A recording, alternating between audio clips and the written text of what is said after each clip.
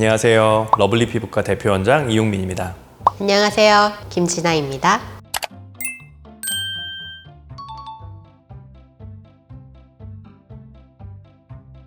여드름 흉터 같은 경우에는 사실 흉터 자체가 좀 잘 생기는 분들이 있습니다. 조그만 상처가 나도 상처가 잘 곱게 아무는 게 아니고 튀어나오는 것처럼 이렇게 아무는 분들도 계시고요. 또 여드름 자체가 좀 심한 분들 같은 경우에는 여드름이 염증을 만들어내는 공간 자체가 커지면서 그 안쪽이 다 함몰되는 모양의 그런 흉터들이 발생하기도 합니다.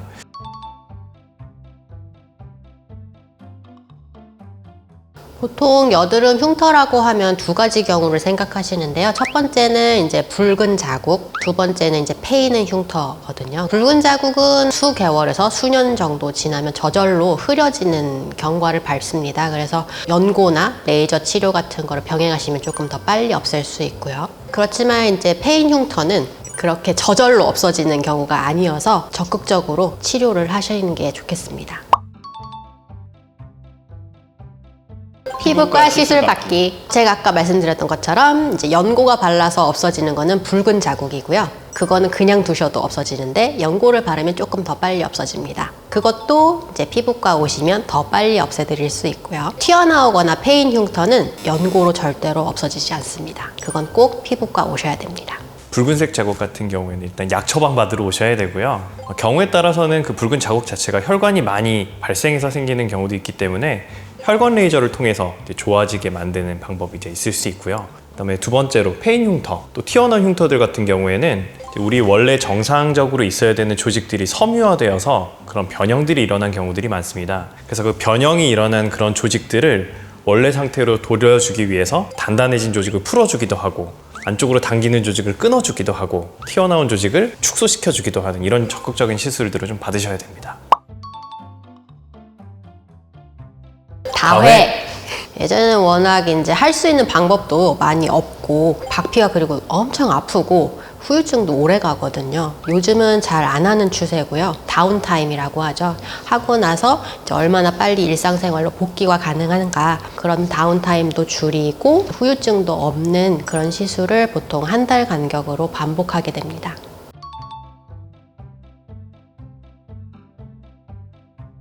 고주파 에너지를 가지고 자극을 해줄 수 있는 포텐자, 그 다음에 약물 자체를 직접 주입해 줄 수 있는 미라젠, 그리고 이제 피부 표면은 최소한으로 손상시키면서 안쪽에 이런 자극점을 만들어 줄 수 있는 피코프락셀, 이런 시술들을 좀 추천드릴 수 있을 것 같아요. 소프웨이브가 작년에 여드름 함몰 흉터에 대해서 미국 FDA 승인을 받았습니다. 그래서 소프웨이브도 이런 패인 여드름 흉터에 효과가 있는 것으로 되어 있습니다.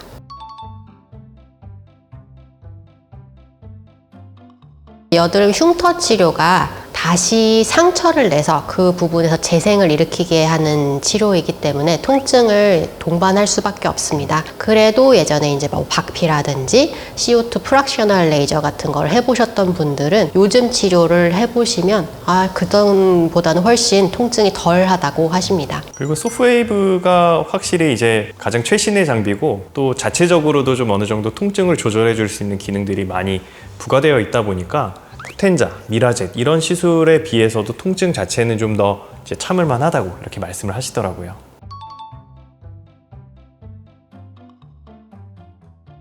어떤 한 가지 치료만 고집하는 곳은 피하시는 게 좋고요. 목표에 도달하기 위해서 여러 가지 수단을 갖고 있는 곳을 선택하시는 게 좋겠습니다.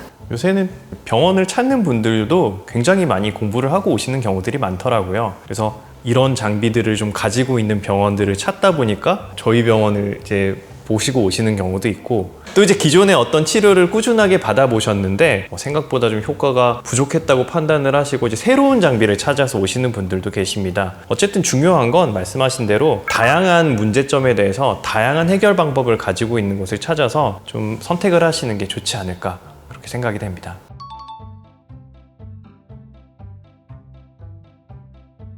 우선은 제일 중요한 거는 여드름이 많이 나시는 분들은 여드름을 안 나게 하는 치료를 하셔야 되는 게 첫 번째인데요. 하실 수 있는 거는 먹는 약, 항생제나 이제 피지샘 조절제를 드시는 게 효과가 좋으시고요. 그런 약을 드실 수 없는 분이라고 하면 거기에 준하는 피지샘의 활동을 좀 줄일 수 있는 치료를 병행하시는 게 좋겠습니다.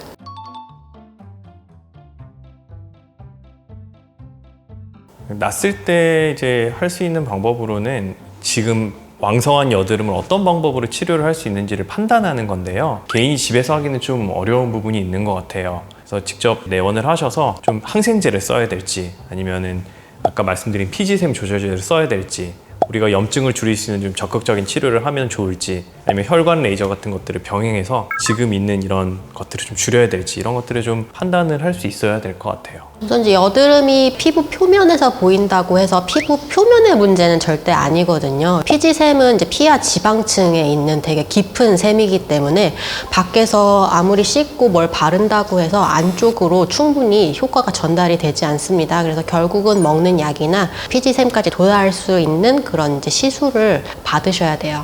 여드름이 많이 나고 이제 피지가 쌓여서 얼굴이 번들거린다고 해서 집에서 이제 하실 수 있는 것들, 얼굴을 너무 막 무리해서 세안을 한다거나 반복적으로 씻는다거나 너무 오래 씻는다거나 조금씩 트러블이 나는 것들을 못 참고 자꾸 좀 스스로 압출을 하려고 하신다거나 자극을 주려고 한다거나 이런 습관들이 오히려 여드름을 악화시키는 경우들이 많습니다. 그런 습관들을 조금 더 개선해 보시는 게 어떨까 이런 말씀도 좀 드리고 싶네요. 여드름은 혼자서 하실 수 있는 방법이 많지는 않습니다. 여드름에 고민이신 분들은 저희 러블리 피부과로 내원하시면 저희가 맞는 적합한 방법으로 잘 치료해 드리도록 하겠습니다. 네, 지금까지 러블리 피부과 김진아, 이용민이었습니다.